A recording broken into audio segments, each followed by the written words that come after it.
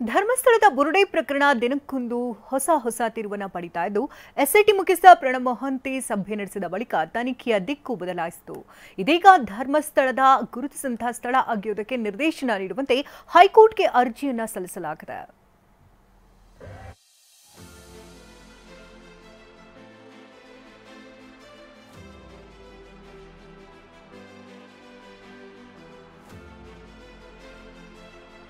ಧರ್ಮಸ್ಥಳದಲ್ಲಿ ಗುರುತಿಸಿದ ಸ್ಥಳ ಅಗೆಯುವಂತೆ ರೇಟ್.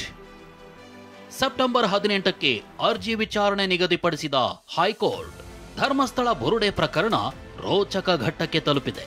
ಧರ್ಮಸ್ಥಳದಲ್ಲಿ 106 ಶವ ಹೋತಿಟ್ಟಿದ್ದೆ ಅಂದಿದ್ದ ಚಿನ್ನಯ್ಯ ಎಸ್ಐಟಿಯಿಂದ 17 ಪಾಯಿಂಟ್ ಅಗಿಸಿದ್ದ.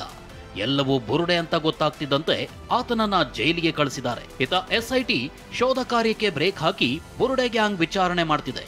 ಇದರ ಮಧ್ಯೆ ಧರ್ಮಸ್ಥಳದಲ್ಲಿ ಈಗಾಗಲೇ ಗುರುತಿಸಿದ ಸ್ಥಳ ಅಗೆಯಲು ನಿರ್ದೇಶನ ಕೋರಿ ಹೈಕೋರ್ಟ್ಗೆ ರಿಟ್ ಅರ್ಜಿ ಸಲ್ಲಿಸಲಾಗಿದೆ. ಧರ್ಮಸ್ಥಳ ಗ್ರಾಮದಲ್ಲಿ ಗುರುತಿಸಿದ ಸ್ಥಳ ಅಗೆಯಲು ನಿರ್ದೇಶನ ಕೋರಿ ಪಾಂಡುರಂಗಗೌಡ, ತುಕಾರಾಮ್ ಗೌಡ ಎಂಬುವವರು ಅರ್ಜಿ ಸಲ್ಲಿಸಿದ್ದಾರೆ. ಅಕ್ರಮವಾಗಿ 106 ಶವ ದಫನ್ ಮಾಡಿದ ಸ್ಥಳ ಗುರುತಿಸಲಾಗಿದೆ. ಸ್ಥಳ ಅಗೆಯಲು ಆಗಸ್ಟ್ 29ರಂದು ಎಸ್ಐಟಿಗೆ ಅರ್ಜಿ ಸಲ್ಲಿಸಲಾಗಿದೆ. ನಿವೃತ್ತ ಜಿಲ್ಲಾ ನ್ಯಾಯಾಧೀಶರ ನೇತೃತ್ವದಲ್ಲಿ ಕೋರ್ಟ್ ಕಮಿಷನರ್ ನೇಮಿಸಬೇಕು. ಕೋರ್ಟ್ಗೆ ವರದಿ ಸಲ್ಲಿಸಲು ನಿರ್ದೇಶನ ನೀಡುವಂತೆ ಅರ್ಜಿದಾರರು ಮನವಿ ಮಾಡಿದ್ರು.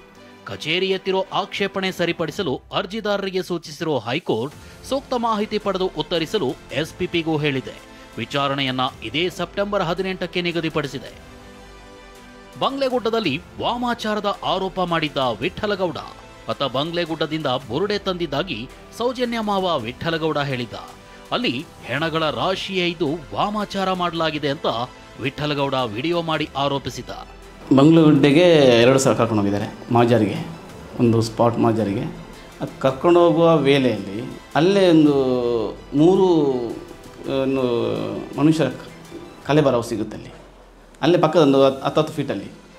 ನಂತರ 2ನೇ ಸಲ ಮಾಜಾರಕ್ಕೆ ಹೋಗುವಾಗ ಕೆಳಗಡೆ ಎಣ್ಣೆಗಳ ರಾಶಿ ನಮ್ಮ ಕಣ್ಣಿಗೆ ಕಾಣುವಂಥದ್ದು ಒಂದು 5 ನನ್ನ ಕಣ್ಣಿಗೆ ಕಾಣಿದೆ.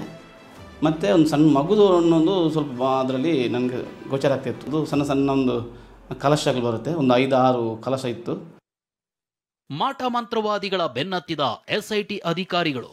ಈ ಹಿನ್ನೆಲೆಯಲ್ಲಿ ಎಸ್ಐಟಿ ಅಧಿಕಾರಿಗಳು ಬೆಳ್ತಂಗಡಿ ಸುತ್ತಮುತ್ತ ವಾಮಾಚಾರ ಮಾಡುವವರ ಬಗ್ಗೆ ಮಾಹಿತಿ ಕಲೆ ಹಾಕ್ತಿದ್ದಾರೆ. ಧರ್ಮಸ್ಥಳ ಹಾಗೂ ಬೆಳ್ತಂಗಡಿ ಪೊಲೀಸರಿಗೆ ಟಾಸ್ಕ್ ನೀಡಿದ್ದು ತಲೆಬುರುಡೆ ಇಟ್ಕೊಂಡು ವಾಮಾಚಾರ ಮಾಡುವವರ ಬಗ್ಗೆ ಮಾಹಿತಿ ಸಂಗ್ರಹಿಸುತ್ತಿದ್ದಾರೆ. ಅಂಥವ್ರು ಯಾರಾದರೂ ಸಿಕ್ಕಿದ್ರೆ ಠಾಣೆಗೆ ಕರೆಸಲು ಸೂಚಿಸಲಾಗಿದೆ. ಬಂಗ್ಲೆಗುಡ್ಡ ಅರಣ್ಯ ಇಲಾಖೆಗೆ ಸೇರಿರೋದ್ರಿಂದ ಅನುಮತಿಗಾಗಿ ಎಸ್ಐಟಿ ಕಾಯ್ತಿದೆ. ಅರಣ್ಯ ಇಲಾಖೆ ಪರ್ಮಿಷನ್ ಕೊಡ್ತಿದ್ದಂತೆ ಶೋಧ ಕಾರ್ಯ ಆರಂಭಗೊಳ್ಳುತ್ತೆ ಎನ್ನಲಾಗಿದೆ. ಪೃಥ್ವಿರಾಜ್ ಬೊಮ್ಮನಕೆರೆ, TV9 ಮಂಗಳೂರು.